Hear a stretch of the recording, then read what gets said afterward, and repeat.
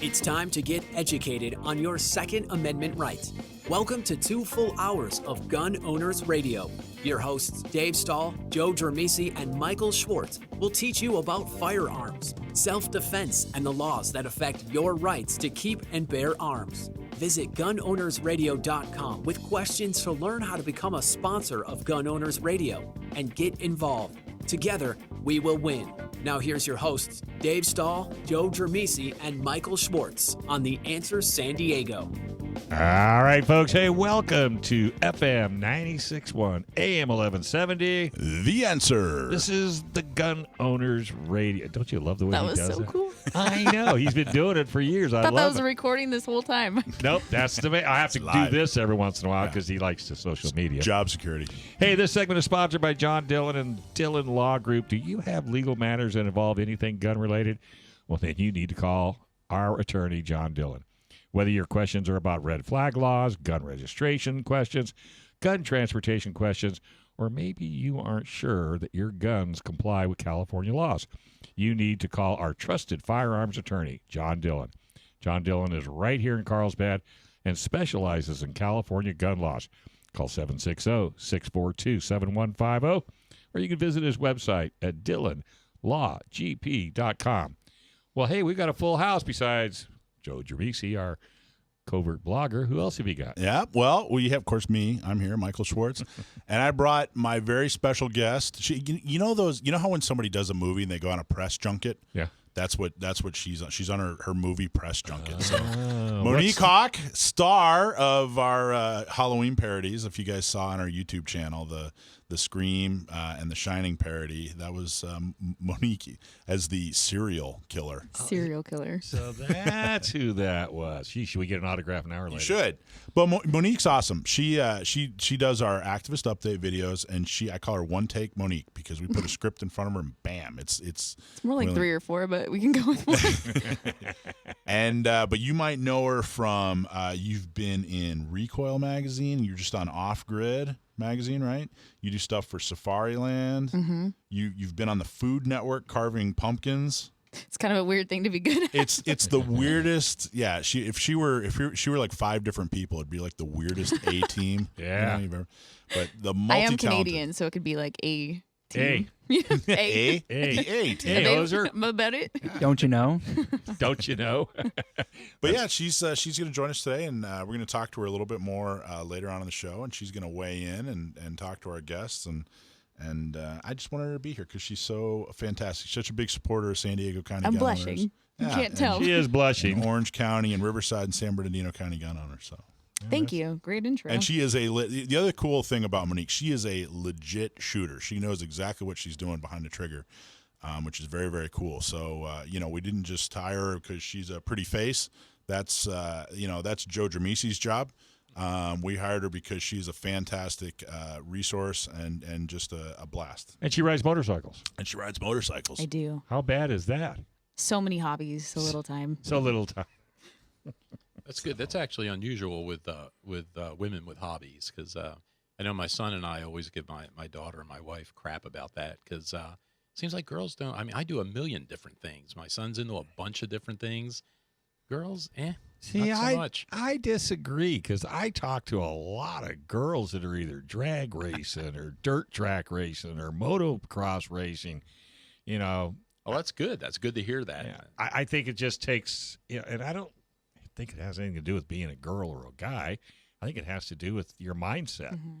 Careful what you wish for. It's definitely more expensive than shopping habits or. Yeah. You'd rather like be that. on the track than in Nordstrom's. 100%. Yeah. Girl after my own heart. And a fitness competition. She used to do fitness competitions, too. Dang. I forgot. She has this ridiculous Are resume. you a stalker? Yes, I absolutely. I think you're a stalker. I'd say that Monique is as cool as I thought I was going to be when I grew up. That's totally messed up. Hey, so we have some cool information here. Cover Your ASP week. Tickets are on sale. ASP. That's why I let him do that. Yeah. I like that. If you are a San Diego County, Riverside County, San Bernardino County, Orange County Gun Owners member, any one of those, you're going to get a discount code in your email for Cover Your ASP week. So check your email for the access codes. Got to be careful there. Cover Your Asp Week, of course, is John Correa from YouTube. He's coming out. He's going to do seminars and live fire shoots, and it's going to be a lot of fun. There's something for everybody's budget. There's something for everybody's interest.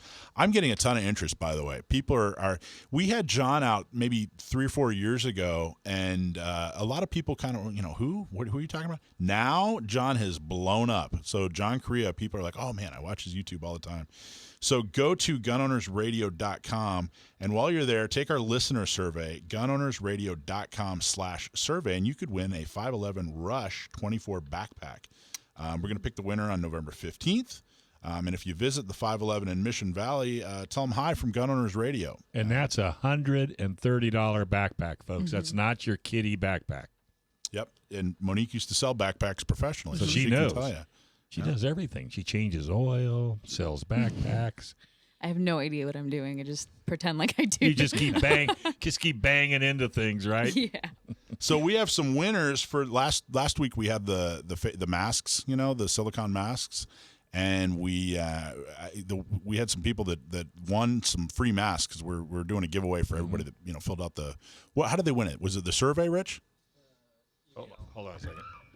Email, sign up to be on our email newsletter. Thank you. Okay, so the 3 winners for the mask. Do we have a drum roll? Brendan, come on, Brendan's sleeping, and she plays. There we go. Shem Lambert, Todd Bradford, and Kathy Myers. Woo. So again, that's Shem Lambert, Todd Bradford, and Kathy Myers. I think I used that name to check into a hotel once, Shem Lambert. And by the way, we want to give props to our production manager, Rich. Absolutely. He's the one that keeps us on. The sound effects? Well, no, he's trying to keep us on Facebook, so he brought a team with him this time. So he's in good shape. Yeah, you can listen to us on Facebook, San Bernardino, Riverside, Orange, San Diego. We're streaming live on Facebook. You can listen to us on all the streaming podcasts, everywhere you can find a podcast, you can find us. You don't even have to look it up. It just pops up on your Facebook page. Yeah, it's easy. Noticed that. Super easy. Also, we have a couple tabletops at gun shops. P2K, North County Shooting Center, November 7th. We need folks to help us do these tabletops at gun shops. Spread the word on the Second Amendment. Talk about San Diego County Gun Owners. All you have to do is go to SanDiegoCountyGunOwners.com/volunteer. I was just at BB's yesterday, and John Becker, man. John, if you're listening, you are doing awesome work. He just it wasn't even a formal tabletop. He just loaded up all his stuff and said, I'm just going to go hang out at BB's for a while. What's BB's? BB's up in Fallbrook. Fantastic gun shop. They're San Diego County Gun Owners members. Kyle and Matt Beebe are really, really supportive. Really great gun shop. I saw something kind of cool, though. He was talking to a guy. John was working our San Diego County Gun Owners booth, and he was talking to a guy about getting a CCW, because he hadn't heard yet that you can get a CCW in San Diego. Mm-hmm. So he's chatting with him about that, and the guy's like, okay, great, thanks. And he started walking into the gun shop. Well, the guy was walking out, and he stopped, and he goes, I know you. And he goes, well, maybe, And he goes, no, I recognize you. You were in the Marine Corps, huh? And he said, yeah, I was in the Marine Corps. He said, you were my drill instructor. He said, I remember those eyes anywhere. And he goes, yeah, that was me. Oh, no. God, I think my heart would stop if I met my DI. He stopped dead in his tracks. I mean, it was he saw a ghost. If you've been in the military, you will remember your DI, let me tell you.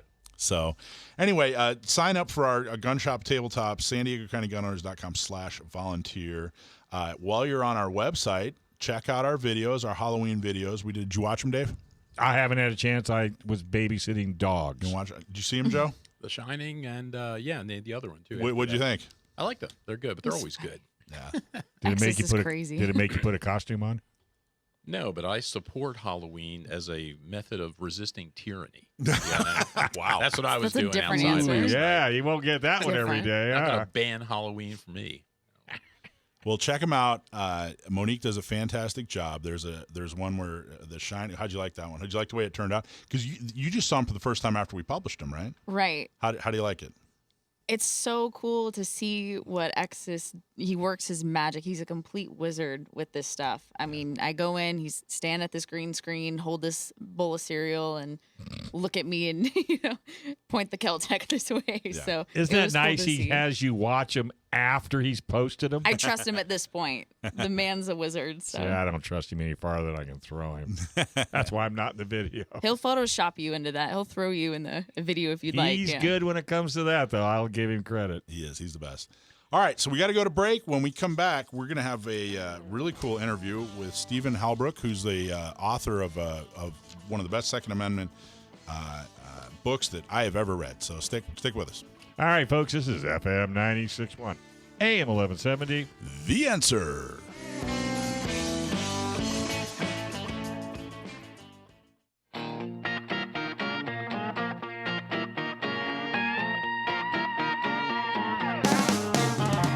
All right, folks, welcome back to Gun Owners Radio, FM 96.1, AM 1170. The answer. Did I do It was perfect. Tried to hit Perfect. puberty real quick and Yeah, sound like Mike. I think you hurt something. Hey, what's the best defense for self-defense in those horrible red flag laws? Firearms legal protection. Firearms legal protection is a legal defense program for lawful gun owners with a 24/7 emergency hotline. Let them provide the lawyer for you. Call Firearms Legal Protection today. That's Firearms Legal Protection at firearmslegal.com. Call them at 469-310-9100. Who you got, bud? All right, we have a very special guest. I'm very excited. Seriously, one of my favorite authors. I found him through a book called The Founders' Second Amendment, Origins of the Right to Bear Arms. Best book I've ever read on the Second Amendment. I think, Joe, you read it too, didn't you? Yeah, after you said it was the best book you ever read. Did I oversell it? No, it was very good. It I was enjoyed very good. Written by Stephen Halbrook, who's an attorney by trade. He also gives great speeches, and turns out he's an excellent author. Stephen, are you there? I'm here. Thank you for that endorsement. You bet. Excellent, excellent book. Now, I found you through the book, and we had you on a few months ago, and we talked about the book, and I really, really, truly encourage everybody to go read that book. It really, truly is the definitive history of the Second Amendment and why we have it and how it came about. Really, every historical angle, that you could even think about or approach that book. And it's wonderful. But I had an interesting experience. I was watching, YouTube and on some Second Amendment content. And you know how when you finish one video, it just kind of automatically rolls into the next video. So it rolled into the next video, and there was about a 45-minute or 1 hour talk on why assault weapons were protected by the Second Amendment. And I was across the room kind of doing whatever, and I'm listening, and I thought, man, this guy's nailing it. This is exactly right. He's putting it perfectly. He's putting it in a way that everyone can understand, and he's getting it so right on. And it was you. You were talking to it was a speech you gave to the Independent Institute. And I was wondering if you could talk a little bit about that speech and who the Independent Institute was, and maybe just kind of talk about some of the highlights. Well, sure. First of all, of course, as we both know, the term assault weapon is a propaganda term that was invented by people who want to ban any kind of gun they can ban.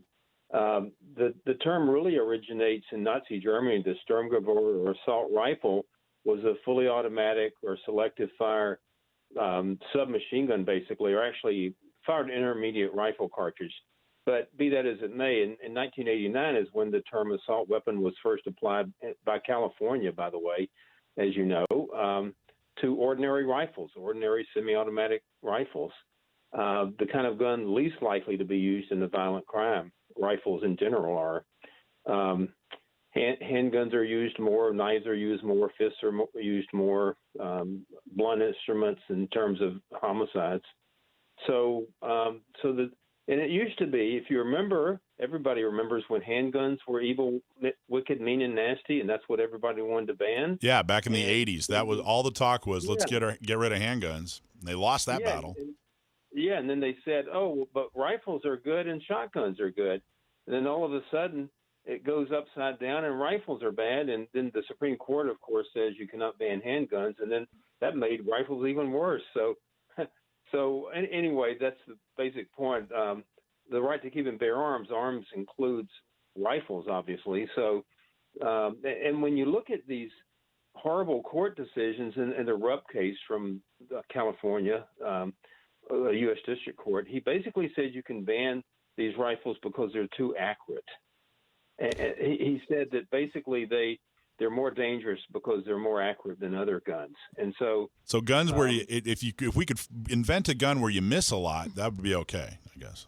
Yeah, if you hit innocent bystanders in a self-defense situation, or you could ban sights on rifles to make them less accurate and therefore less dangerous. So, and then I want to just mention the Independent Institute. They're located there in Oakland. They've been around for decades. I'm a senior fellow with Independent Institute. It's a public policy organization. They focus on free market economy issues, on civil rights, on constitutional rights, and limited government as opposed to big government, federalism. So I highly recommend looking at their website, and it's a great organization, and the founder was David Thoreau. He's the president. And check out their website. Yeah, and check out the speech you gave. I thought it was phenomenal. So you mentioned the Rupp case, and of course that's going through the appeal process. Have you been paying attention to the Miller versus Becerra case, which actually San Diego County Gun Owners is a plaintiff? Are you familiar with that case at all? Yeah, that's the one where the court just said they're standing, if I'm not mistaken, right? Well, they're gonna they fast tracked it. They're gonna do the full trial. They had an evidentiary hearing a couple weeks ago, and now they're gonna do the full trial in January.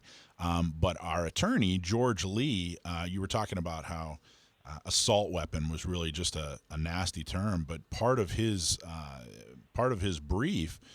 He described it as a pejorative term. It's a politically derived pejorative term meant to be insulting, meant to be scary. And I think that's an important point to drive home. The Violence Policy Center spokesman made up the term, and he explained it exactly that way. He said it confuses the public. That's why we want to use it. They don't know the difference between a fully automatic machine gun like an M16 and just an AR-15, which is you have to pull the trigger for every shot fired. So yeah, there's some good things going on.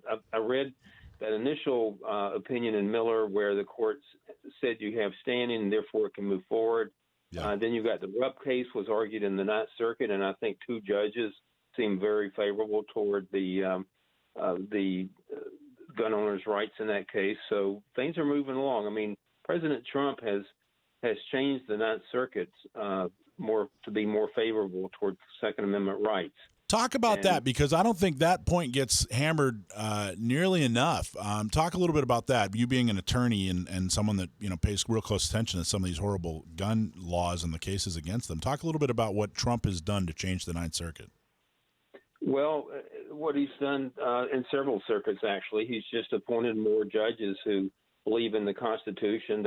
If you look at or listen to the speech that Amy Coney Barrett gave when she was sworn in, she said, "We're judges. We're here to decide cases, to follow the Constitution, and not to make policy." Hello, not to make policy. That was a wonderful but very simple point. And those are the kinds of judges that President Trump is appointing, and therefore you've got more of those judges on the Ninth Circuit now. I listened to the oral argument in the Young case that came out of Hawaii, and you've got some very good judges on that panel. It's 11 judges. 6 of them are appointed by Republican presidents and 5 of them by Democrat presidents. And I'm not going to make any prediction about the result, but they certainly got a favorable hearing in that case. And then, of course, we've got the Duncan decision where the magazine ban has been declared unconstitutional by 2 of the 3 judges on that panel. Becerra's trying to get en banc rehearing, of course, and you would expect that. But, times are changing. They are changing. Now, the Young versus Hawaii case was an open carry case, I believe, right? Is that? That's right, yeah. And how do you feel that's going to – how is that going? I'm curious. There seems to be kind of a division over concealed carry people and open carry people.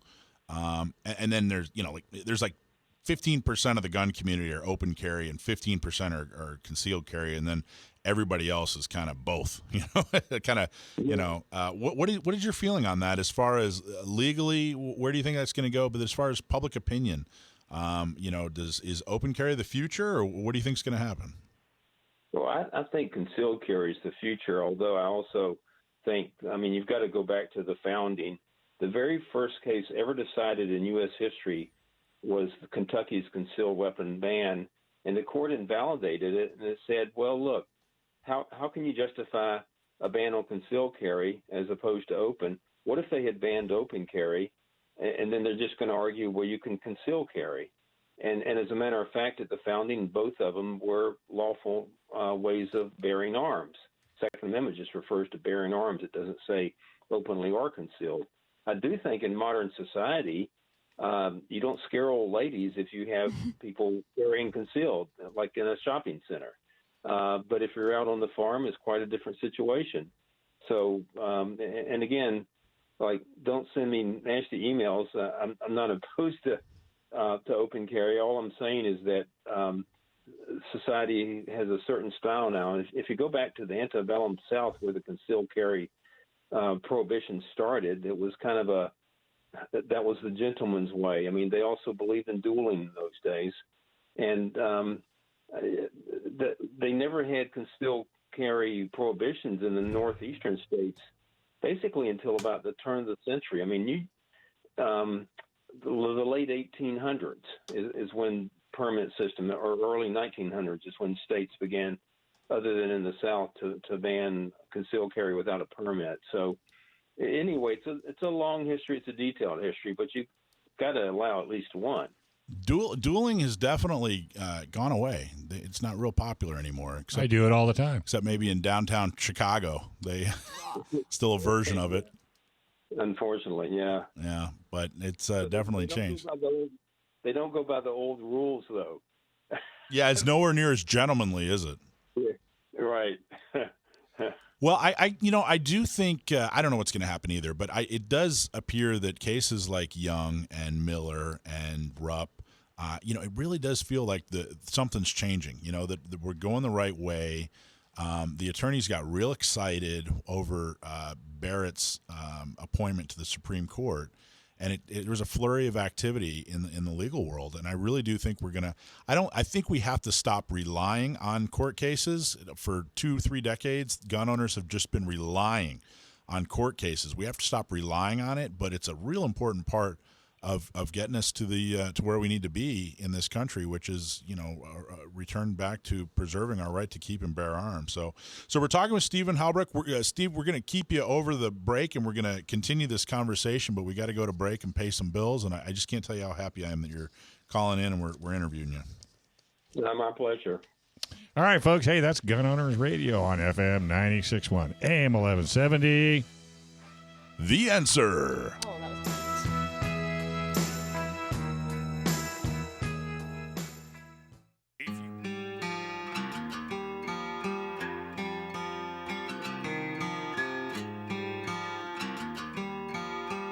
All right, folks, welcome back to Gun Owners Radio, FM 96.1, AM 1170. The Answer. Is it getting better? California's assault weapon law makes it almost impossible to own an AR pattern rifle. What is the solution? Cali Key. Cali Key converts any mil-spec direct impingement AR pattern rifle into a straight pull-bolt action rifle so it can have all the features without being considered an assault weapon. It's a true drop-in solution. No milling, no aesthetic modifications, and no turning off your gas system. Keep your entire AR collection intact at a price you can afford with Cali Key. Check out Cali Key at calikey.com. That's KALIKEY.com. All right, we have our special guest on, Stephen Halbrook. We'll bring him back on. Stephen, how are you today? I'm wonderful. How about yourself? Oh, loving it. Love this show. Mike just does such an awesome job bringing on great talent, and we appreciate you coming on. Yep, absolutely. So we were talking with Stephen. He literally wrote the book on the history of the Second Amendment, and we were talking a little bit about assault weapons because he gave a really fantastic speech, and of course he's an attorney, so he was following some of the assault weapon cases that we have. Should we keep using that word assault weapon since it's not a proper term? What do you think, Stephen? I think we should call it America's rifle. It's the most desired. I like it. Yeah, and that'll fit with AR. That's good. It's a wonderful rifle. It's very safe. It's very accurate. It's just what you need, and it's America's rifle. I mean, there's no other rifle that meets that status, and so that's what we need. I mean, some people like to call it a modern sporting rifle, but I like America's rifle, and that's an AR, by the way. And by the way, I'm going to date myself here, but I litigated the first California assault weapon ban, the Roberti Ruiz Act, the way it first was passed, in a case called Fresno Rifle and Pistol Club versus Vandy Camp. You remember Vandy Camp? And pork and beans.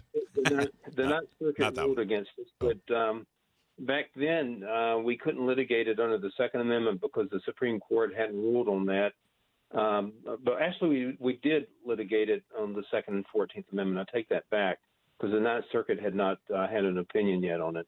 And the Ninth Circuit ruled, well, the Second Amendment doesn't apply to California. So anyway, we've come a long way since those early cases. And now that we have Heller and McDonald and we have Amy on the Supreme Court, I'm very optimistic about the future.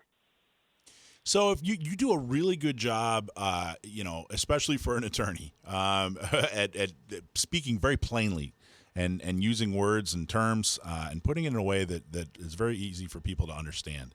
So if someone really, truly, for our listeners out there, once a week, someone's going to say to them, well, gee, why do people need assault weapons? And of course, they're talking about America's rifle. They're talking about AR patterns. They're talking about AK pattern rifles. But what would you recommend? If you just had, 45 seconds, a minute in an elevator to explain to somebody, here's the reason that these rifles are protected by the Second Amendment. How would you put it? What would you say? Well, the Second Amendment protects the right of the people to keep and bear arms. It is an arm. It's a rifle. Rifles are one of the types of arms that existed very prominently when this country was founded. So rifles are what the founders were talking about in part. It's a very accurate weapon. It's a firearm that smaller people or weaker people can use. It doesn't have much recoil. It's very friendly in terms of beginners and teenagers and people who don't want to have their shoulder kicked really hard. Many of them have an adjustable shoulder stock, so you can make it fit your size, just like you would want. You get shoes that are your size. It's very accurate, and it's the kind of arm that also facilitates military training because the basic operation in terms of how you put a magazine in it and charge the rifle with a cartridge is the same as in the M4, M16 versions that the military uses. So it's an all-around great rifle. It's good for pest control, different kinds of hunting, and it's a great target gun. So one of the tests that the Supreme Court you have to pass, I guess, when attorneys are going to court to talk about banning certain classifications of firearms. One of the tests is it commonly owned? Heller versus DC, they talked about, hey, it has to be commonly owned. And correct me if I'm wrong on any of this. I'm really trying to, paraphrase and really just speak plainly about it. But how do you get around, if they ban something, how can you legally get around that, hey, this isn't commonly owned because it's banned? If you ban something and then say it's not commonly owned and therefore we can ban it, I mean, it's a terrible argument. So what do attorneys have to do or what has to happen in order to comply with that or pass that test? Well, the Supreme Court ruled in Heller that the kinds of arms that are commonly possessed or typically possessed by law-abiding people for lawful purposes are protected. And, of course, that means rifles, handguns, and shotguns. In part, it might mean other things, too, like tasers. But AR-15 type rifles, there's 6 million of them in civilian hands in this country. They're law-abiding people. They all passed the NICS check when they bought it the first time. And it's a national test. It's not a state test. So a state might ban it, but that doesn't mean it's not commonly possessed nationally. Just like with the Heller case, that was D.C.'s handgun ban.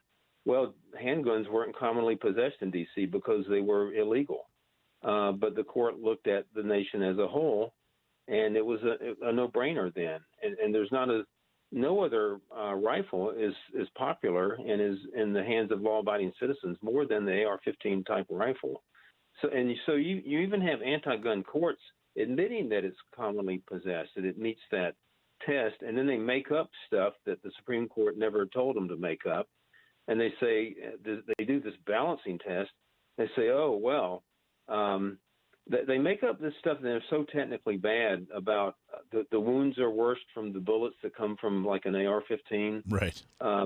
They don't understand a 223 is a 223 no matter what it comes out of, and a lot of times they don't even talk about why these guns are banned. They just use the term assault weapon every other sentence in the opinion and think it's persuasive because they did that. So they invent judicial mumbo jumbo is what they really do. And then they say, presto, it's commonly possessed, but we don't care. We're going to buck the Supreme Court. Heck with them. So do you think this is is there an end? I mean, do you think that this is we're just going to have to litigate every little tiny piece of this, for the foreseeable future? Or do you think in our lifetime, and I'll give you an example. The Fourth Amendment has to do with illegal search and seizure, right? Is that right? Yeah.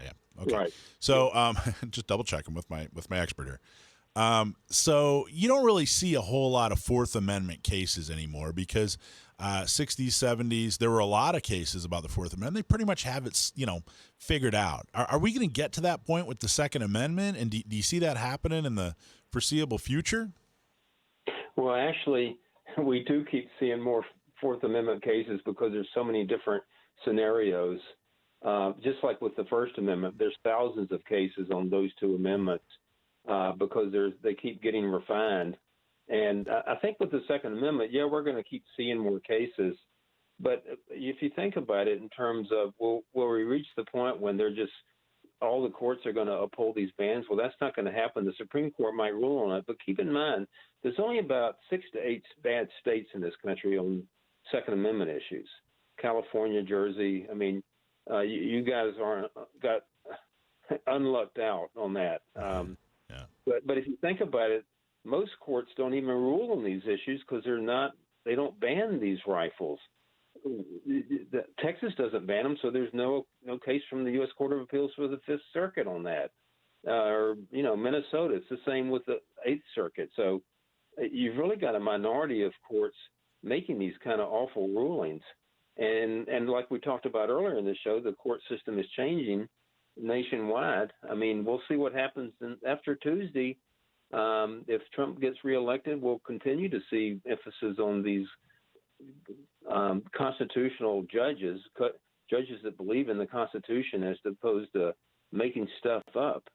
So, and you're right about we can't just focus on court decisions, and we've got to look at the political side. We got to have people vote, and it's a big public education thing as well. So, we need our different associations and groups and gun clubs. We need youth education and all of this, and so there's all aspects to this topic. Good old fashioned activism.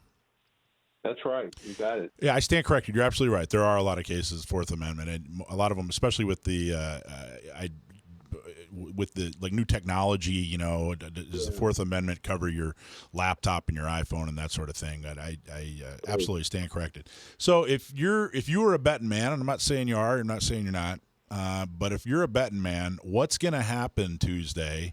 And not so much who's going to win, but what's going to happen legally. We keep hearing that both sides are lawyering up and they have armies of lawyers just waiting. What does that mean? If I'm a layman and I don't know, as far as I know, if one person gets more electoral votes, they win, the other one doesn't. What are the attorneys going to do? What does that actually mean? Well, they're going to litigate the hell out of things in specific states where the voting is very close. If you remember the 2000 election and the Chads in Florida, I mean, that just went on and on and on until the Supreme Court finally had to rule on it. And I really hope that doesn't happen. But these swing states where you might end up with very close votes, and we've had the mail order voting going on, which who knows how that's going to turn out because it's never been in such proportions. I don't know what's going to happen, and I'm not making predictions, but unless it's a very clear win, there's going to be a lot of litigation, and it's not going to be pretty. Well, I appreciate it. Thank you so much for coming on. Everybody, check out his book. He wrote the best book I've ever seen, ever read about the Second Amendment, called The Founder's Second Amendment. And truly, arrows for the quiver. If you value the Second Amendment and you want to know how to talk about it and you want to be able to talk to others about it in an educated way, check out his book. Stephen, where would they find the book, or what's a good website for you? You might want to look at my website, StephenHalbrook.com. I've got other books. My latest book is called Gun Control in Nazi-Occupied France. And they have registration laws like you've got in California now. And anyway, Amazon, just Google my name in the book, The Founder's Second Amendment. You'll find it easily. Thank you. All right, buddy. That's probably where California got the idea. Right. All right, folks. We're going to take a quick break. We come back a whole lot more right here on Gun Owners Radio, FM 96.1, AM 1170. The Answer. Welcome back. There's more Gun Owners Radio with Dave, Joe, and Michael to come on The Answer San Diego. Welcome back to Gun Owners Radio, educating you on your Second Amendment right. Now, here are your hosts of Gun Owners Radio, Dave Stahl, Joe Drammissi, and Michael Schwartz on The Answer San Diego. All right, folks. Hey, welcome back to Gun Owners Radio, FM 96.1, AM 1170. The Answer. I suck at this. You really Mike, I'm fired. You're I'm fired. done. You're out of here. Fired. I mean, if you can make Brandon laugh all the way in the box, that's pretty messed up. Hey, welcome the Firearms Policy Coalition to our family of sponsors. Great company. Firearms Policy Coalition is dedicated to restoring and protecting the Second Amendment. Just like us, Firearms Policy Coalition works on the state and federal levels and have filed some of the most important Second Amendment lawsuits to date. Together, we are working on all levels to restore your gun owners' rights. That's why it's also important to support Firearms Policy Coalition. You can become a member at firearmspolicy.org. Make sure you do it. All right, who you got on as our next guest? Well, our calling guest. So we have an issue. We have an issue in the Second Amendment community here in San Diego County. And what's going on is the 50th Congressional District. There are two candidates that are running. They have very different views on a lot of different things. There's a lot of different issues that people need to pay attention to. I get that. But when it comes to the Second Amendment, there are people who are falling back on that old mistake that, R means gun and D means bad gun, that Republicans are, if it's a Republican against the Democrat, then the Republican's good on guns, the Democrats has to be bad on guns. Now, I'm not saying that ICE is bad on guns. In fact, he's got a fantastic record on guns. But what I am saying is that Ammar Campa-Najjar, the guy who's running as Democrat, is not bad on guns. And still he's being attacked unnecessarily. So Ammar is actually on the line here. Ammar, are you there? Hey, yeah, Michael. Good to be with you guys, gentlemen. Good to be with you. Good to talk to you here. Okay, so I just want to get down to the nitty gritty. A lot of times we bring candidates on. There's a lot of this, that, and the other thing. We're getting right to it. We're going to get right to some questions that get right to the heart of the matter. And I think if you have to explain the answer more than a yes or a no, I think it's probably a problem. So I'm just going to get right to it and ask you some questions that I think are very important for people out there who are looking to vote based on Second Amendment issues. So, do you support banning classes of firearms based on their looks, like the assault weapons ban or pistol bans that we have here in California and that we had nationally for a while? Absolutely not. We have an AR-15 in my home, and on my website I say we shouldn't be banning guns on how they look. That's stupid. And the assault weapon, that term is not even a real term that we use in gun culture. So no. Okay. Crystal clear. There were no ands, ifs, or buts there. Now, when you ran, you started running, 4 or 5 years ago. You and I have known each other for 2 years. And the reality is, a few years ago, you had some different views on some of these, and I want to talk about that after. But let me keep asking you. So I wrote some of these down. I wanted to make sure that we covered as much as we could. Okay, so do you support states having a may issue rather than a shall issue CCW policy? No, that legalese is problematic. It has to be shall. Okay. Do you support the idea of suing gun manufacturers over guns being used in crimes? No, individual liberty, individual responsibility. Okay, are you against interstate reciprocity for CCWs? No. Okay, do you support California's ammo background check law, that just passed, the ammo background check law? No. Okay, so do you want to any further restrictions on gun owners at all? Any laws, any restrictions? Are there any more restrictions that you're looking at if you get elected? Any that you support? Any that you want to, put on the nation if you're elected into Congress? Absolutely not. No, I support the Second Amendment. I'm actually probably the only candidate in San Diego history who's actually done a TV ad shooting a gun, shooting a Henry 44. So I support the Second Amendment, and I don't want to add any more restrictions. Obviously, if you're a terrorist or a dangerous criminal, that's different. But for 99.9% of us good, sane, trained, law-abiding gun owners, we should not have any restrictions. Okay, what he just said, sane, trained, law-abiding gun owners. Where did you get that from? In our conversations. In our conversations. So a couple of years ago when he ran... Learned a lot from you. Well, and I'm sorry to I don't mean to cut you off, but I know how politicians are, man. You guys will take over the whole segment. So there's some points I need to get across. What are you, a politician, Mike? So the point here is you put out a fantastic commercial. You've actually put out a couple different commercials of you shooting guns. Your lever action, you had a shotgun there. A few years ago when you started running, when you got into politics, all the gun control groups descended on you. And, you were like most other gun owners where you didn't really fully understand the issues. I think that's fair to say. And they present themselves as very reasonable, very, mainstream ideas. And nobody approached you from our side. Did anybody from the NRA or Gun Owners of America or any of these other groups, did anybody approach you when you started? No, I mean, I had to run into you at the Valley Center parade, and then we had a cigar. We ran into each other. So I wish I would have met you earlier. But I've been a gun owner for many years, and, one group came up to me and tried to explain themselves, and they sounded like they had a lot of common sense. And it wasn't until you and I spoke that I understood the full scope, not just as a gun owner, but as a policymaker, what we need to do to protect the Second Amendment. And not to filibuster, but I think if we want to protect the Second Amendment, we have to make this a bipartisan issue. Okay, and that's where I'm going. And you're absolutely right. That's where I'm going.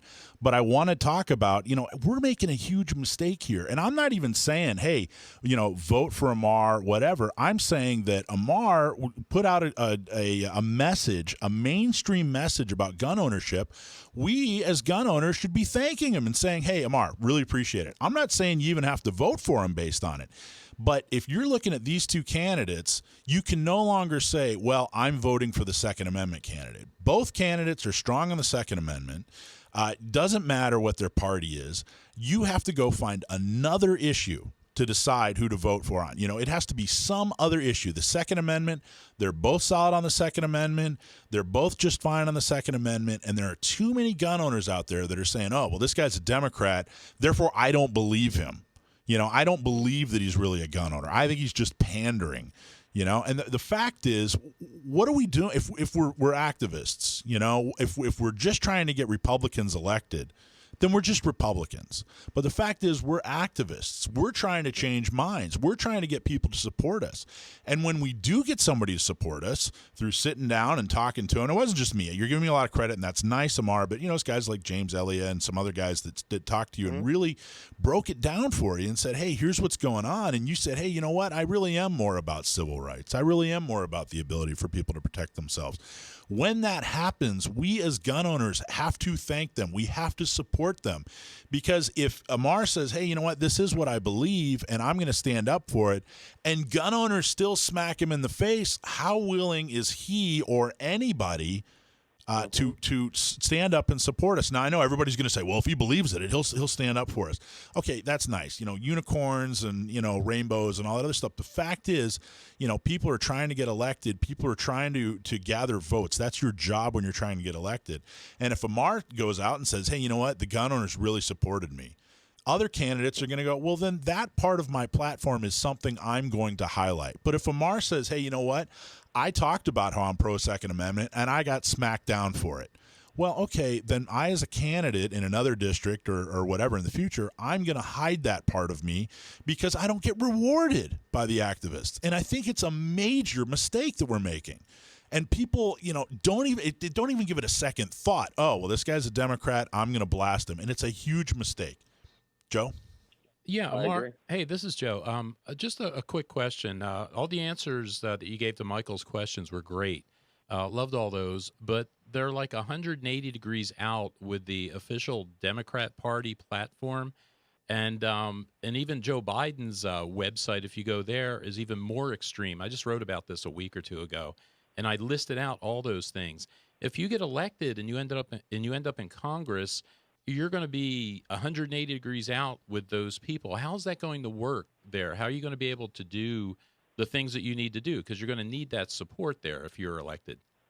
Well, look, I've gotten this far without the support of the party. Nancy Pelosi freaking hates me. If you go to Breitbart.com, you'll see that I've said I don't want her to be my speaker anymore. And here's the reality. You guys are my voters. They can't vote for me in Washington. I'm beholden to you. So if you have any questions, you want to hold me accountable, 619-721-5148. That's my cell phone. I've had it for 20 years. Call me or text me before the election, or call me and text me after the election when I win. Hold me accountable. That's how I'm going to win re-election, is by delivering on my promises to protect the Second Amendment, to cut taxes, to make sure that we hold Washington accountable, get rid of career politicians, whether it's ISA or Nancy Pelosi or whoever it is. Okay. My focus is this district. We got it. That's perfect. I needed direct answers. You gave me direct answers. And I got to tell you, there's going to be somebody out there that's going to say, well, you didn't ask him about this. Oh, Mike, you didn't ask him about that. Well, yeah, we could sit here all day. There are people, we could sit here all day, ask him 100 questions. He'd give right answers, and you still wouldn't vote for him. And again, it's not even about voting for him. It's just about support. Hey, you know what, Ammar? Thanks, man. Appreciate it. I'm not going to vote for you, but I appreciate you standing up for my rights. It's important, Or maybe it does change your mind. Maybe you do go, hey, you know what? ISA was a part of the Republicans for decades. I mean, there have been times that the Republicans have controlled all three branches of government and did nothing for gun owners. Anyway, Ammar, thank you very much. Appreciate your candid response, and best of luck to you on Tuesday. Of course. Hope to make you proud. All right, folks, we're going to take a quick break. This is Gun Owners Radio on FM 96.1, AM 1170. The Answer.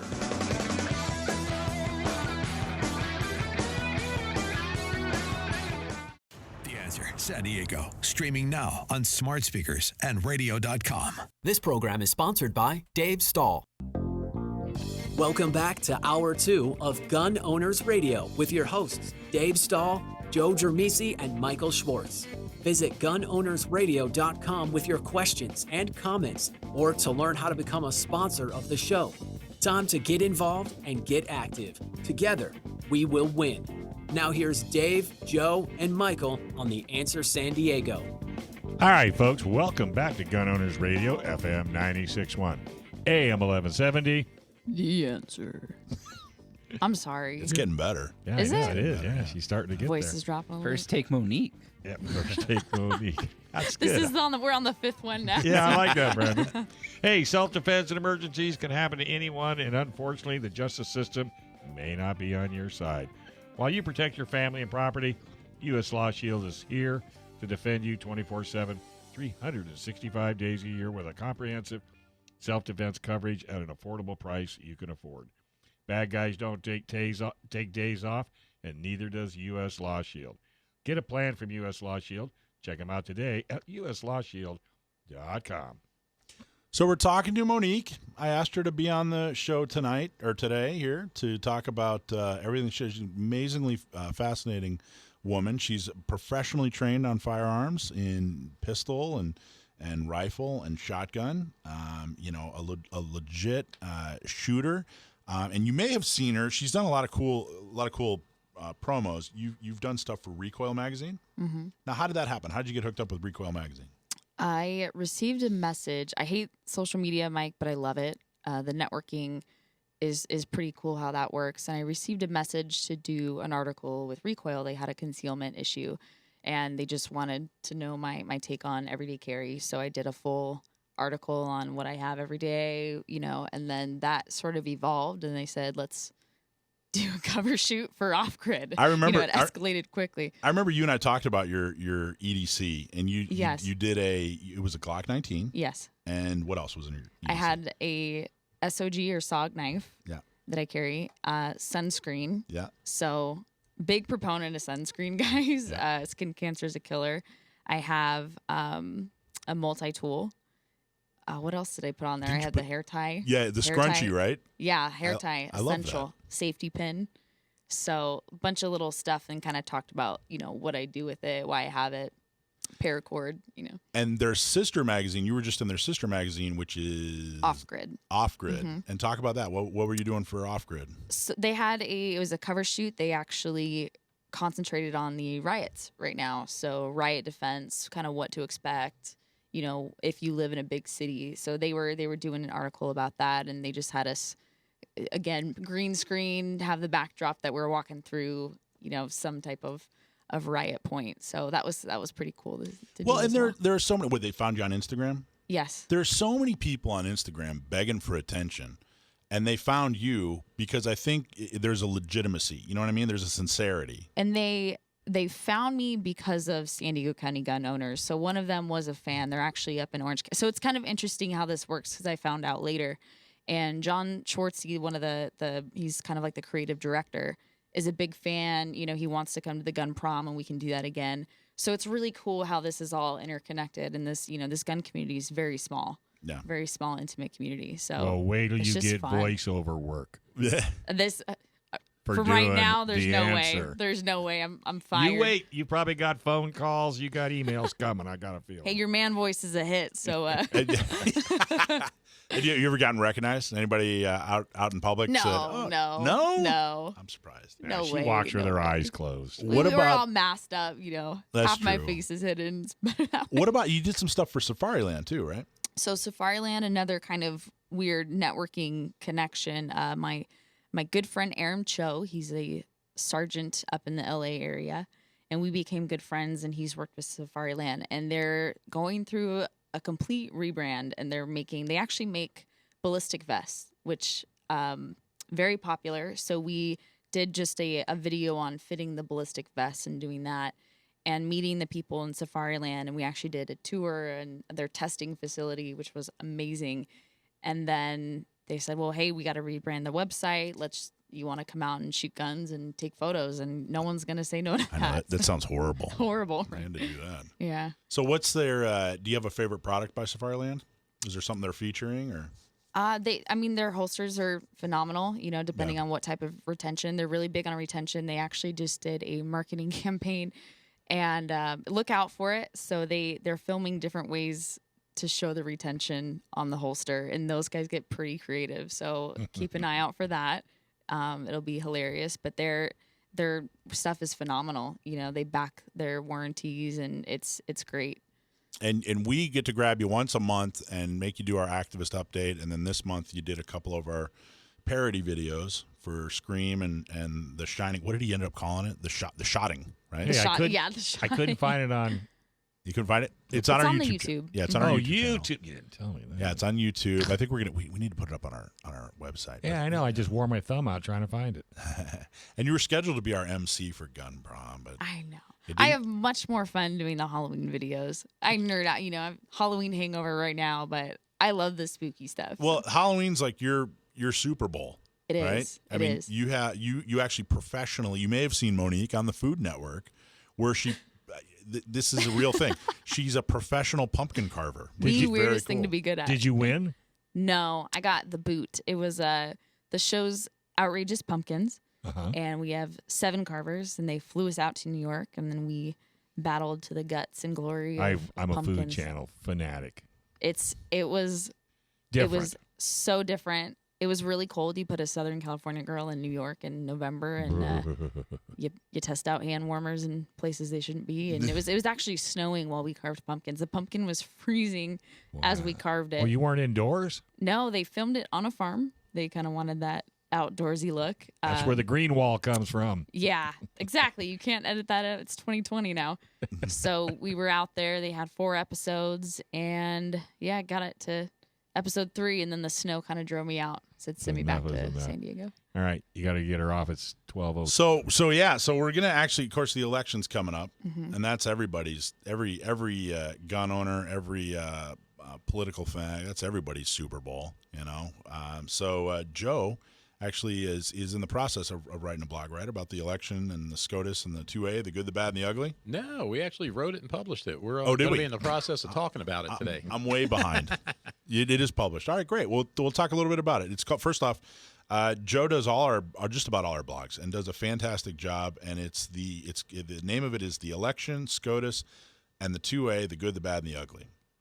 There you go. So that's what we'll get into. And we talked a little bit about that earlier with Steven. So we'll expand on that a little bit with the justices and everything. We still got 3 or 4 minutes. Okay, well, we could expand. So what did you cover on the election? So what I wanted to talk about there was, because it's a big deal. Everybody's stressed out about everything. One way or another, no matter what happens here, this is going to be over on Thursday. I mean, the counting may not be over, but all the stress in the actual election will be over. But there's 3 different areas that I wanted to look at. The election being one of them. The other 2 were, the confirmation of Justice Barrett or Coney Barrett, and then the other thing is that, the reaction to that from the left, which is going to be pretty extreme, or it has been pretty extreme, the threats and everything that they're talking about because of that, and then how that plays in with the Second Amendment.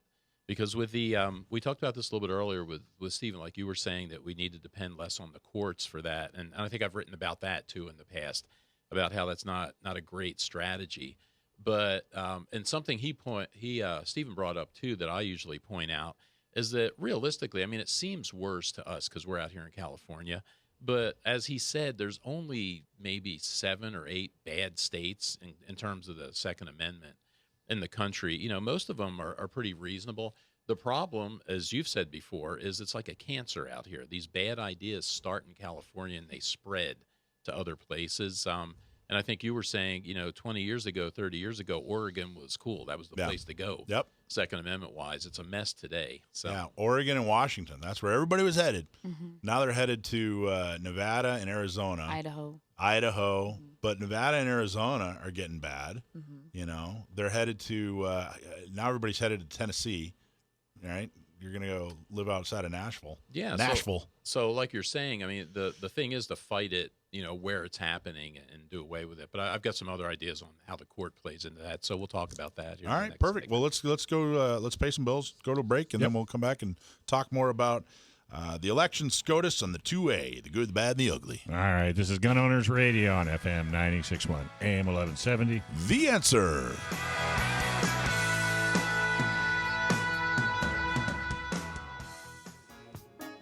All right, folks. Hey, welcome back. This is Gun Owners Radio on FM 96.1, AM 1170. The Answer. Nice. PRMI Mortgage, primeres.com/Alpine. Home mortgage interest rates have dropped. And if you're looking to buy or refi, or if you're considering a reverse mortgage, call our local mortgage guy that you can trust. Call Chris Wiley at PRMI Mortgage.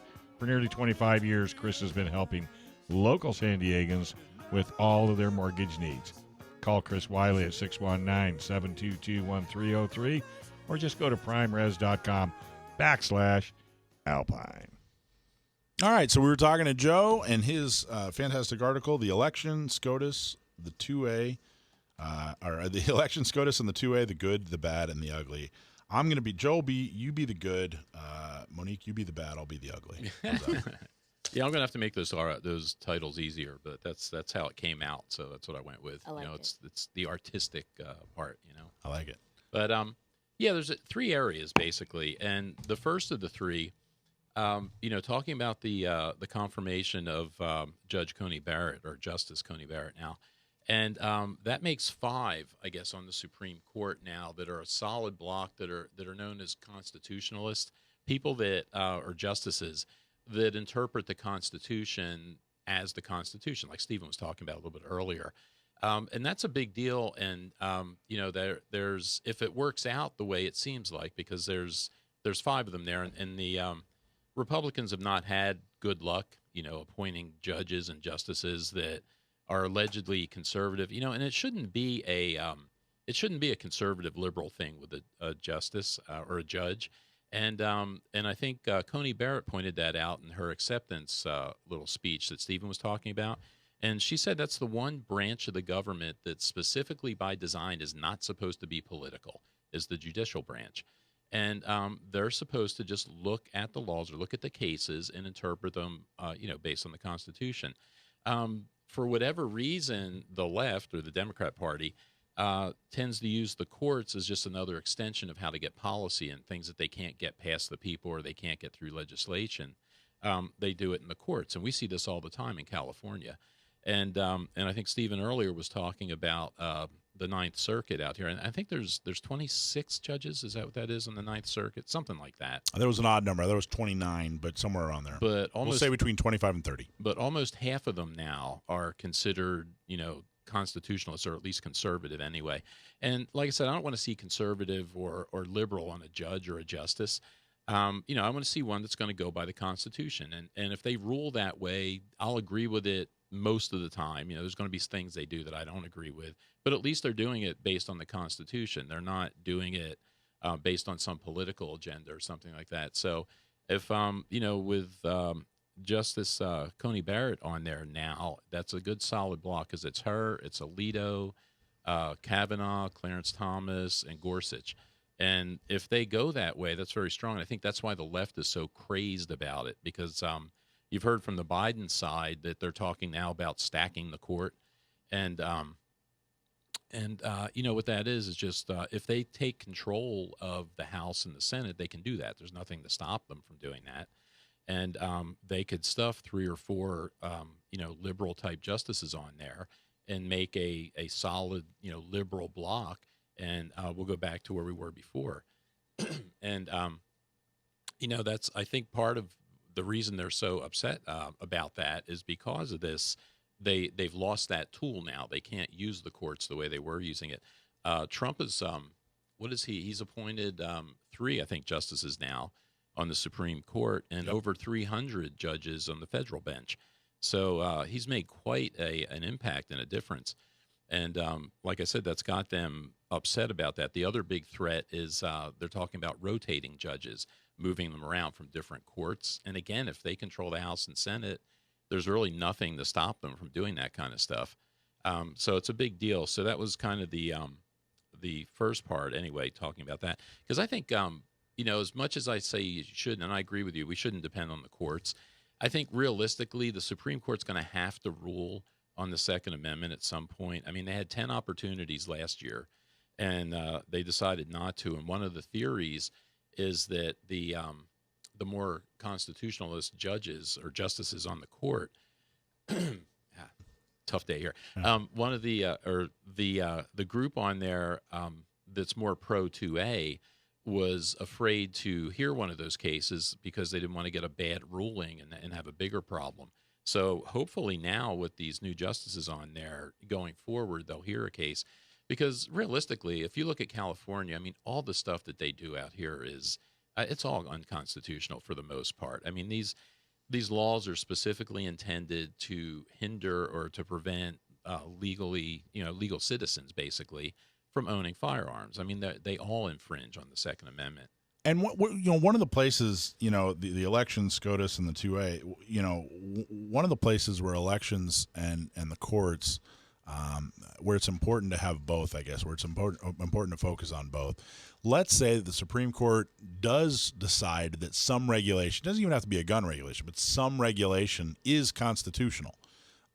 It doesn't mean it has to happen. It's still the elected official who decides, hey, we're going to have this restriction. There are a lot of restrictions for a lot of things, whether it's what car you drive or what gun you own or whatever.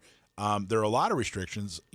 some of them are constitutional, but if they aren't put into law, we don't have to worry about it. No, and that's exactly right. And the Congress makes the laws. The court just interprets them. So, again, if you've got reasonable people in the House and in the Senate, you don't get those kinds of bad laws. And that's the whole point that we follow out here is San Diego County Gun Owners is trying to get people elected locally that are pro-2A, because eventually some of those people percolate up to Sacramento.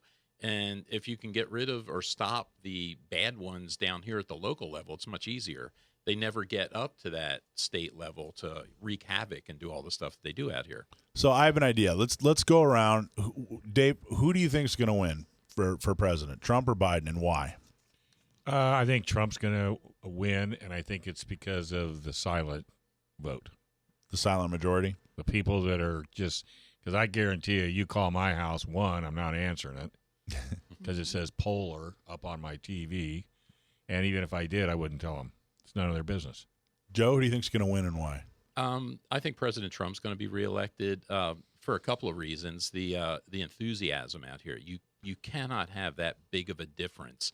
If you look at these Trump rallies, he's doing 2 and 3 rallies a day with tens of five tomorrow. With tens of thousands of people. I just saw today they're lined up in North Carolina. They're uninvited. They're not inviting them. They're not bussing them in. They're not paying them to be there. And he was just up in where was he at? Where it was freezing, it was like 10 degrees. That was in Michigan. Tens of thousands of people out there to see him.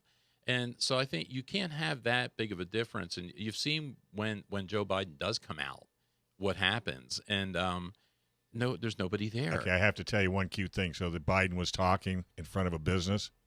3 people just walked right behind him, opened the door, walked into the store. Another person came out of the store, kind of looked over, and just walked on by. Didn't care. Well, see, and I'm saying that. I think because of that, because like I wrote about in the article, in a normal world, I mean, there's no way President Trump would not be reelected just on his record alone. If you look at what he did for the country, which they won't report on, but just on that, if this was a normal country or a normal world nowadays, he would be elected just on that. Yeah. And I heard an interesting thing the other day, just a little thing from Bill O'Reilly that he was asked that question, and he was saying that he thinks Biden will win the popular vote because of California.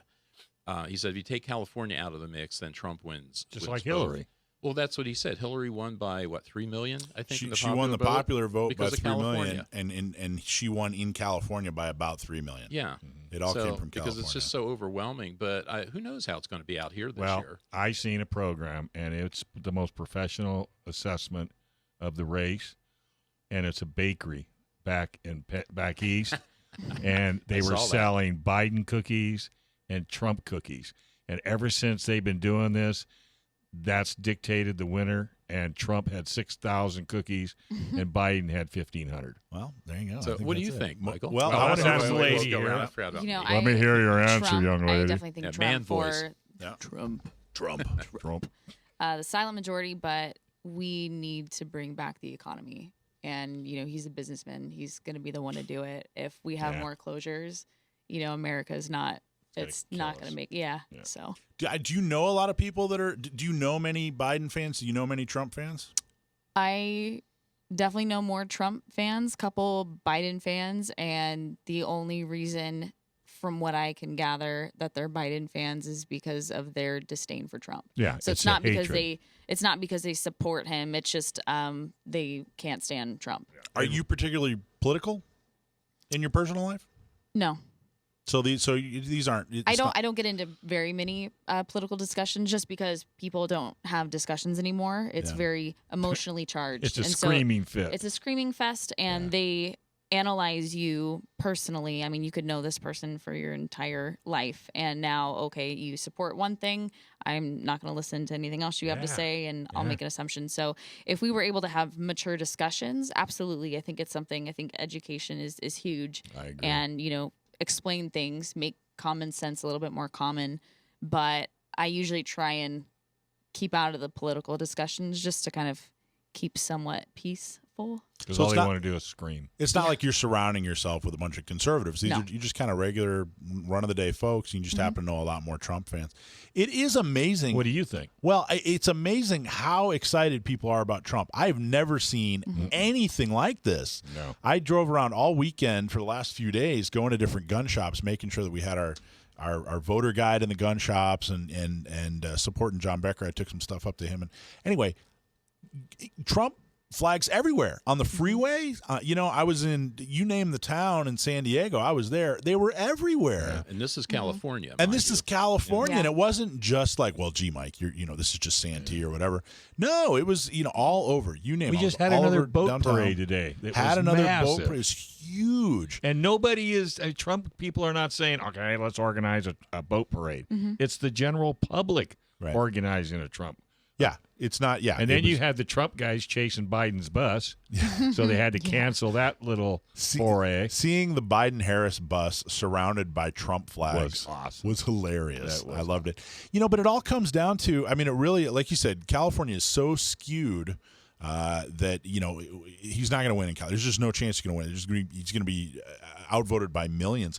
But it's really just a couple of states. So if they get more voters to turn up in Florida, it doesn't really matter if he wins by more in Texas. He has to win in these important states like Texas and Florida and Virginia and some of these swing states. I think just the excitement and the economy, and I really think he's got it. But it really comes down. We're this close, just a millimeter away from it being either one. But wouldn't you be surprised if he flipped California and won it? Yeah, well, I mean, stranger things can happen. well, Well, yeah. he's done a lot of stuff that nobody else has ever done before. That's So- right. I do think he's got a good chance of flipping Minnesota. I think that would be amazing. Minnesota's actually in play. Well, when was the last time you seen California as excited about a presidential candidate as they are with Trump? I've never seen So anybody. that's what I'm saying. There's a good and I'm sure Sacramento is just freaking out. People weren't this excited about Reagan. Nope. There, I said it. Thank you. All right, we're going to take a quick break. This is Gun Owners Radio on FM 96.1, AM 1170. The answer.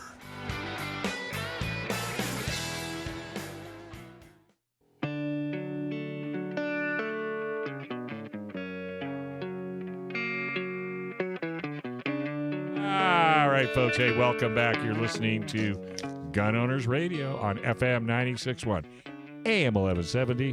The answer. Well, thousands of new gun buyers just found out what San Diego gun owners already knew. A.O. Sword Firearms in El Cajon has the widest selection of guns in the county. Hundreds of new and used guns in stock, and everything you could want for an AR-15. A.O. Sword is also a professional gunsmith with a full machine shop for cleaning, repairs, upgrades, customization, even Cerakote. Check out A.O. Sword on Facebook or aosword.com. Well, our firearms technical expert, David Chong, is on the line, and he's got a little information on a new fad in the gun world. Rifle at ready, high port. What's that, Dave? Sure. So high ready and high port would be the two techniques. High ready is holding the muzzle of the rifle up above your sight line at about a 10 to 20 degree angle, and when you snap to your target, instead of low ready where you're 20 degrees below your sight line and bringing the muzzle up, in this one you're bringing the muzzle down onto target and projecting the muzzle out towards your target, and then snapping the entire rifle back into your shoulder to get your firing position. The SEALs and Tier 1, Tier 2 guys, even some SWAT teams have been doing it for 10, 15 years. The internet has gotten a hold of it in the past one or two, and so now the new fad is for everybody to do high ready. Let me talk about why operators use it. It keeps the gun, the front sight, in your sight plane, and you can drive that sight into your target for immediate. You don't even have to acquire the sight as you do when you're lifting the sight up into your plane of vision. You're actually seeing the sight the whole time and just sort of connecting the dots from sight to target by bringing it downward. Also, physiologically speaking, or biomechanically, there's less excess wasted motion in bringing that sight down and out onto the target. Another advantage is in CQC conditions where you might be entering a room or you might have a surprise target within bad breath range. That muzzle can actually become a weapon. You can muzzle strike someone as you project that sight out onto your target, and then of course recover and pop off around to make sure your target's down. As opposed to what, David? I might just kind of be revealing. This is the only way I've been taught. But if they don't do it this way, what's another way they're doing it, or what's the opposition, I guess? The classic traditional ready position is a low ready, where the rifle is aimed essentially at the feet of a would-be target, wherever your target would appear, generally about 20, 30 degrees low. And then once you find a target and verify that that target needs to be shot, you'd bring your rifle, the tip of your rifle up, and thus bringing your sight line, bringing the front sight into your sight line, aligning the sight, and deciding shoot, no shoot. Now, is one good or bad, or are you saying that the trend is good or bad, or there are pluses and minuses? The technique does have its advantages, but right now my concern is that it's only been touted as advantageous, and since Navy SEALs do it, you ought to do it. There's a couple of issues. First and foremost, very, very few people have access to a range where up is a safe direction. And in pointing your muzzle skyward, even 20 degrees, you are putting your muzzle upward. On indoor ranges, they don't like you pointing your loaded gun towards their ceiling. On outdoor ranges, typically, let's say you're running with 5.56, you've got over a mile downrange where people and buildings and property downrange of your bullet can be inadvertently damaged or injured. So few people have access to a safe range to practice that. And if you haven't practiced something over and over to the point where it's muscle memory, then it's a concern trying to take that into combat or a self-defense situation. The second issue is many people taking, Dr. Internet's prescription aren't getting the feedback from someone experienced, which is necessary because the critical danger, of course, is that you can easily muzzle someone in your family, or if you are in a team situation in your stack or in your squad, your fire team. That muzzle is in a very dangerous spot. It's basically pointing exactly towards your buddies' heads. I think honestly, the high ready is pretty much what I've been taught, except when I'm going around like a doorway. Then I've taught that no, you should have the muzzle down in case somebody tries to control that muzzle. It's a lot easier to talk them out of it if the muzzle's down at their feet than if it's pointed at the. Well, that's been around for a long time, though. Ayub talks about that. He called it the High Sabrina because apparently one of Charlie's Angels 30 or 40 years ago carried her gun around pointed up a little bit, a high ready instead of a low ready. What were you taught, Monique? What? Low ready. Yeah? All right. Yeah, I'm very surprised, Michael, that you've been taught high ready from the start. And then second of all, that you were taught that don't use high ready in rounding a doorway, because I teach exactly the opposite. If someone comes around, if I am a defender of a room and someone comes through the doorway with a muzzle low, the easiest thing, biomechanically speaking, or physiologically speaking, is for me to simply extend my arm downward at a 45-degree angle and keeping that muzzle low so that you don't have any leverage to bring that muzzle to bear on my vitals. And meanwhile, I can do whatever I can do to your upper have your body. way with me. Right. Whereas if you round that corner high ready, imagine now my bent elbow trying to grab that muzzle and point it and keep it pointed up. You can simply elevate even further and shoot my head. Furthermore, because my elbow's already bent, you'll have a physical advantage over me. You can simply drive that muzzle into my face, or even the entire gun into my face, and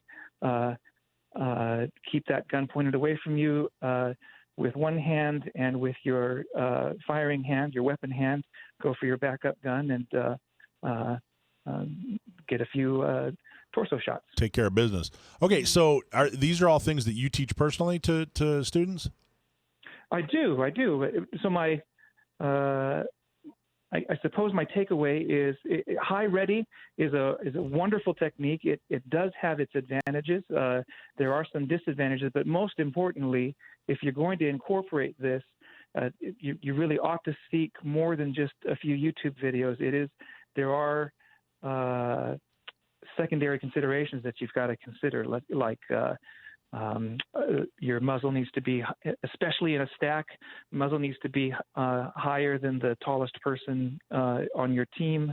How you're going to practice this technique if you don't have access to a range that allows up as a safe direction. And then just feedback on how you're applying the technique. Well, I need some professional instruction. My number one technique, though, and I don't think this is going to change anytime soon, if there is some kind of issue or problem or bump in the night, I send Laura. So I don't really have to. Don't you send the cat? Laura needs no training. Does she go high ready or low ready? Yeah. She's just ready. She doesn't even have a she high goes or low. kamikaze. She's just in there. Yeah. They'll wish they never came in. I guess I do want to cover one more topic, and that's high port. A lot of people are now, again, seeing high port, and what that is when you're not engaged, but you're performing tactical movement, rounding corners, rushing into buildings, running for cover. Instead of having the gun down across your chest or at a stationary at a low ready as you run. Certain schools are teaching people to cock their elbow all the way up tight with their weapon hand, then basically at their shoulder, with the muzzle pointing directly up over their head. The reason people teach this, it's not just because it looks cool. It brings your center of gravity, or rather your I forget what you call it, but the center of your balance into basically the core of your body. So you can turn on a dime instead of having to swing that rifle across open space. You're just pivoting it, literally spinning it on a dime. And so you can round corners faster, you can start and stop quicker, and you can have more control over the weapon by limiting its swing. Downside, of course, is now you're another 1.5 feet taller, so as you go through doorways, you can rip that gun right out of your hands.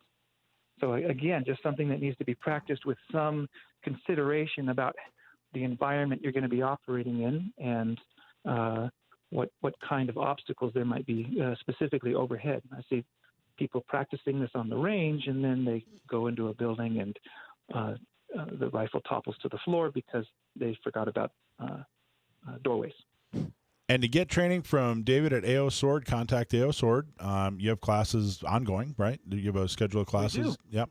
And you also donated classes to our dinner, which unfortunately is postponed till next year. But we can't tell you how much I appreciate the support for San Diego County Gun Owners, David. And he has an amazing collection of safes. If you've never, Yes, he does. if you've thought about a safe, go with the Cadillac, and Dave can show it to you. Thank you very much, gentlemen. Thanks, All right. man. We're going to have to take a quick break right here on FM 96.1, AM 1170. The answer. There's more Gun Owners Radio with Dave, Joe, and Michael to come on The Answer San Diego.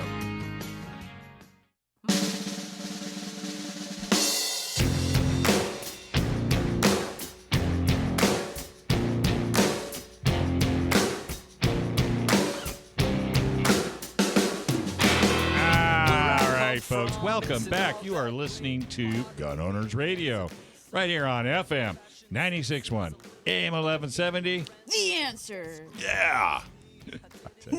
Redemption. This girl's got a switch, I'm telling you. Hey, welcome back. And don't forget don't forget, it is thanks. I do not like the way you wrote that.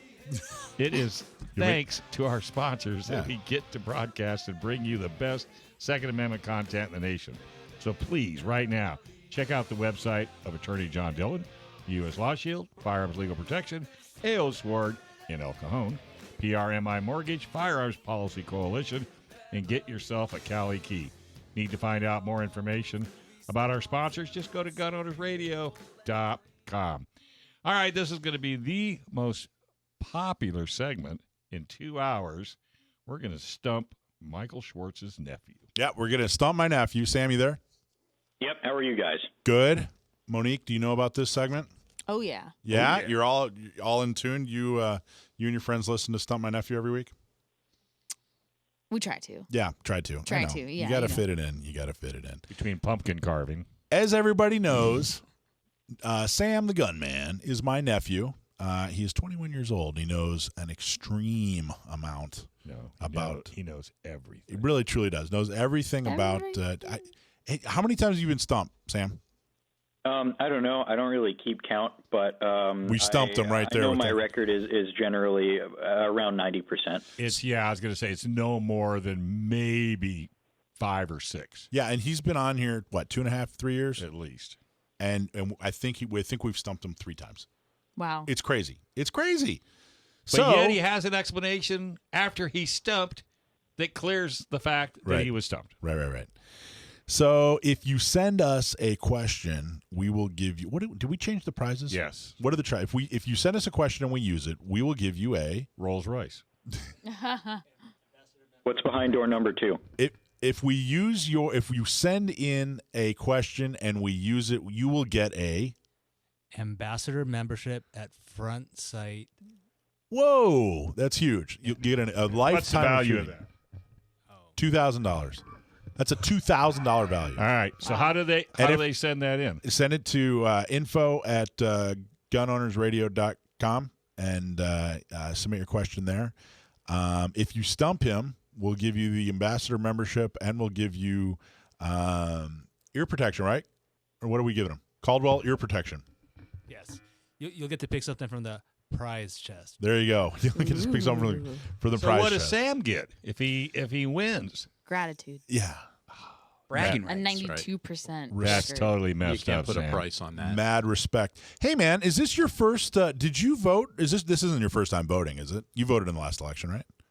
No, it's not my first time voting, but I was just a few months shy of 18 last presidential election cycle. So this is my first presidential election. First president. Do you want to tell everybody who you're going to vote for? Or do you want to just? Because we all did. We all told everybody who we were going to vote for. But I'm not going to talk about that on the air.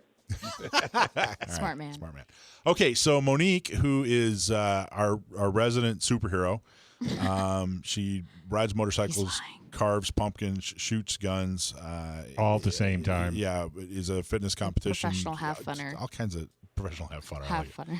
She's going to ask the question. So without further ado. All right, Sam the Gunman. This is from Joanne from Oceanside.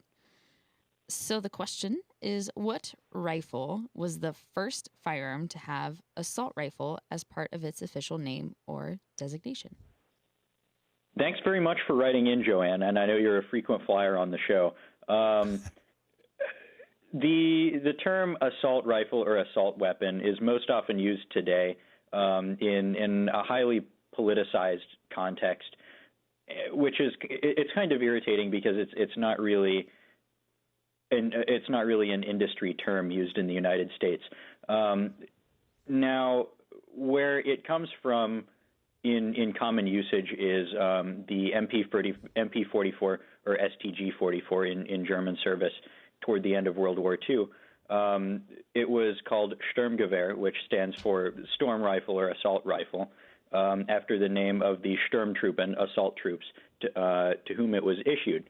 But the term assault rifle, in sort of similar terms, have been in use sporadically all the way back to about World War I. People were trying to come up with something that would have machine gun-like firepower in a portable package. And so you had things that people were calling like machine rifle and things like that. I don't think anyone actually put those two words together, assault rifle, but they sort of were poking around it. Unbelievable. Well, you got it. Did he get it? You got it. There you go. Sorry, Joanne. Yeah. Was I right? No prize chest for The you. guy knows what he's but- talking Did you know the It's answer before you impressive. read it? No. And I definitely would not have pronounced it correctly, so Oh, he knows that too. Try to pronounce it. I would have said Sturmgewehr. Sturmgewehr. The Sturmgewehr. Sturmgewehr. Which I believe is, you said it's German, right? How do you say it again? Yeah, it's German, Sturmgewehr. That's amazing, man. How do you know that? I just sort of pick things up here and there. So describe what kind of gun was the MP44? It was a selective fire gas piston operated rifle using a tilting bolt mechanism like the FN-FAL. Well, actually, that's where the FAL got the bolt mechanism. It fed from a 30-round magazine, though they were really only reliable when loaded to 25.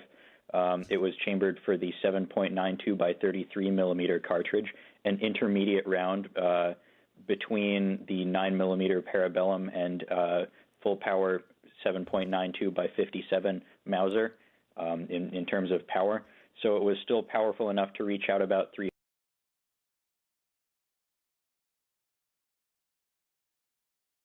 Have a really heavy rifle or one that would not be controllable in fully automatic fire. Joanne, we got to step it up, girl. That was like child's play. We got for this guy, and he does not get the answers until he comes on air and it's live. No, he does. My sister actually sits there and monitors him, so it's not like he can sit there and use Google or anything like that. Oh, really? Yeah. We take this very seriously. And the kid doesn't win a thing. I know he doesn't win anything. Funny thing, when I asked him what kind of gun it was, I was expecting, it's a rifle, not a full dissertation, and with all the historic implications. Surprise! How much did it weigh? He should get answer credits. Wait, that was a good one. How much does it weigh? I don't know, 8 pounds and change, probably. Yeah, that's probably about right. I was expecting. Okay, what are the serial numbers on every gun that was How many ever did they make? made? I don't know. I'm going to have to pass on that. Oh, Joanne, you won. No, I'm only kidding. Just kidding. You're the best, brother. I'm telling you. You are the That's best. impressive. Very impressive. Good job, Sam. Good you need job, a man. logo. Can we get him a logo? We got to Can get him make a logo. A Sam the Gunman logo. Yeah, we got to We make him do. like a little. Work on Well, that. I keep character. trying to get him on like Instagram or No, Facebook. He's not gonna. I don't blame you. Don't do it, kid. We need patches. We need patches. We don't need no We stinking don't patches. need no stinky patches. All right, buddy. I don't know Before if your Monique gets that time. one yet. No, only. We don't need no. No, if you're an old cowboy movie fan, you what was the movie that one was? Treasure of the Sierra Madre. That's it. Wow. Yeah. But he said badges. But Yeah, it was badges, but patches and badges, they're about the same thing. All right, Stam, thank you very much. You're the best. Thanks for having me on. Have a good night. Good All job, right. buddy. By the way, you're supposed to have a mic drop. Nope, we're gonna put that off. But All right. listen, next week, everybody, Joe and I won't be here, and it's gonna be all Monica of the and I, ladies. or Monique and I. It's gonna be Ladies. Wendy and Desi and Melissa and I you. love So you're gonna be outnumbered. So Oh, man. maybe we should have you back. Are you available next week? It's gonna be all girl show. I mean, We'll check absolutely. Yeah, we'll Good. look it up. Excellent. It's going to be an all-girl show, right. so tune in. We're going to be out. And go vote. Yes. Everybody. I Vote, don't vote, care vote, what vote, it takes. Vote. You Get have out there to and do vote. it. You have to Grab somebody else and make them go vote. Hey, and if you're listening on Facebook, YouTube, or a podcast, make sure you hit like and subscribe. And congratulations to Rich. We made it through a whole 2 hours, stayed online. Your partner was a good addition to your team. We want you to please, please, please support all our sponsors when you go to Firearms Legal, San Diego County Gun Owners, U.S. Law Shield, Cali Key, PRMI Mortgage, the Dillon. We got 2 minutes. The Dillon Law Group, A.O. Sword Firearms, Firearm Policy Coalition. Please tell them and thank them for supporting Gun Owners Radio. We are fighting the fight for you. I want to thank Michael Schwartz, Joe Drammissi, Sam the Gunman, and our digital master, Brendan Thomas, and, of course, the Hawk. And go to Gun Owners Radio for podcasts and up-to-date information. And Brendan is playing my song. And I knew I loved him before, but I love him today. Squeeze that into 2 minutes, dude. Yeah, well, that's he's not getting it into 2 minutes. You have a little tear in your eye. I know. I just brings back some memories. More memories than you. I'll bet. I care to admit. I'll bet there are. Go vote. Go vote and join San Diego County Gun Owners for a measly $10 a month. Give them another $20 as a tip. Thanks, guys. And is Bob Siegel coming in? Boy, I tell you what, folks, if you've never listened to Bob Siegel, keep it on this dial. Otherwise, I'm not going to say another word till we go off air. Be safe, folks. Would you still